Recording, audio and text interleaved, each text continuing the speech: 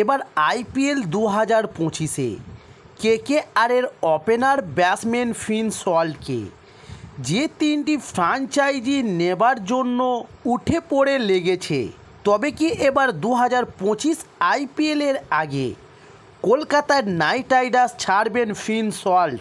তবে চলুন এবার জানুন 2025-এর আইপিএলে ইংল্যান্ডের উইকেটরক্ষক ব্যাটসম্যান ফিন সল্ট কেকেআরেই থাকছেন নাকি অন্য কোনো ফ্র্যাঞ্চাইজিতে যোগদান করতে চলেছেন।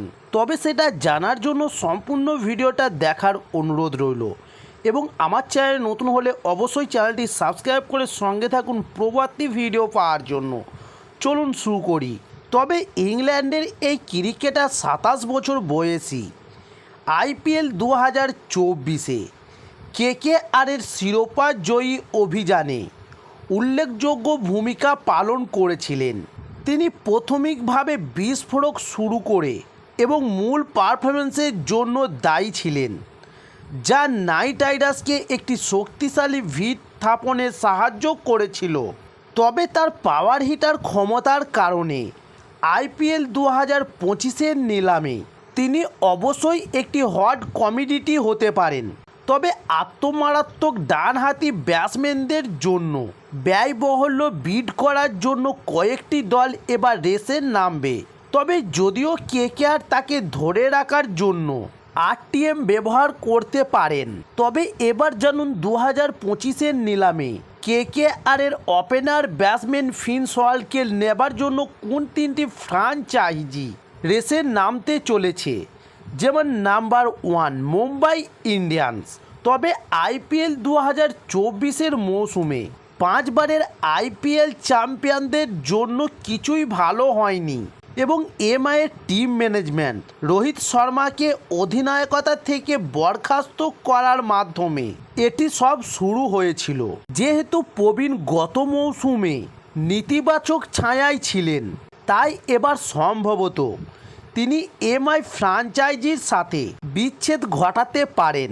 তাই এবার মুম্বাই ইন্ডিয়ান্স রোহিত শর্মার পরিবর্তে ওপেনার হিসাবে রোহিত শর্মার মতো একজন পাওয়ার হিটার ব্যাটসম্যানকে টার্গেট করতে পারেন। তাই এবার মুম্বাই ইন্ডিয়ান্স নিলামে ফিন সল্টের জন্য বিড করবে। এবার জানুন নাম্বার 2 চেন্নাই সুপার কিংস। তবে সিএসকে টিম ম্যানেজমেন্ট আইপিএল 2024-এর নিলামে রাচিন রবীন্দ্রকে 1,80,00,000 টাকায় নিয়েছিল দলে এবং একটি মাস্টার স্ট্রোক পদক্ষেপ গ্রহণ করেছিলেন।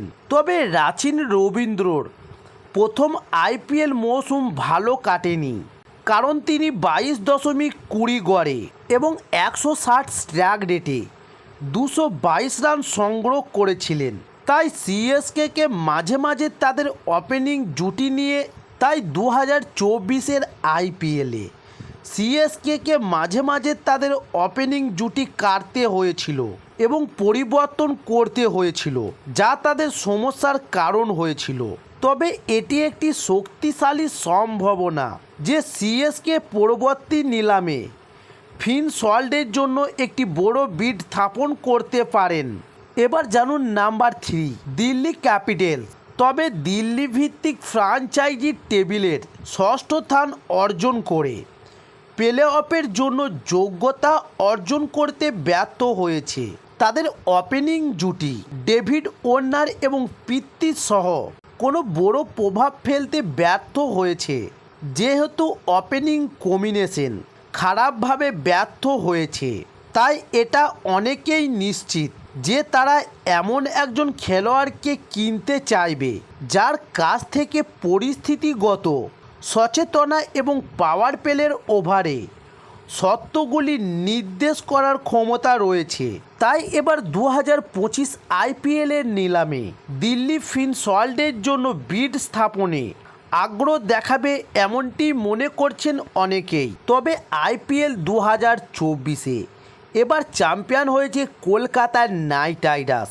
তবে এতে ফিন সল্টের অবদান রয়েছে অনেকখানি, কারণ ওপেন করতে এসে সুনীল নারিনের সঙ্গে যেভাবে সঙ্গ দিয়েছেন, ওপেনিংয়ে বড় স্কোর তুলে জয় ছিনিয়ে আনতে পেরেছে। তাই কলকাতার নাইট রাইডার্সও চাইবে না 2025 আইপিএলে সুনীল নারিন এবং ফিন সল্টের এই ওপেনিং জুটি ভাঙতে। তাই আইপিএল 2025-এর জন্য কলকাতার নাইট রাইডার্সের টিম ম্যানেজমেন্ট ফিন সল্টের জন্য আরটিএম ব্যবহার করবেন বলে মনে করা হচ্ছে।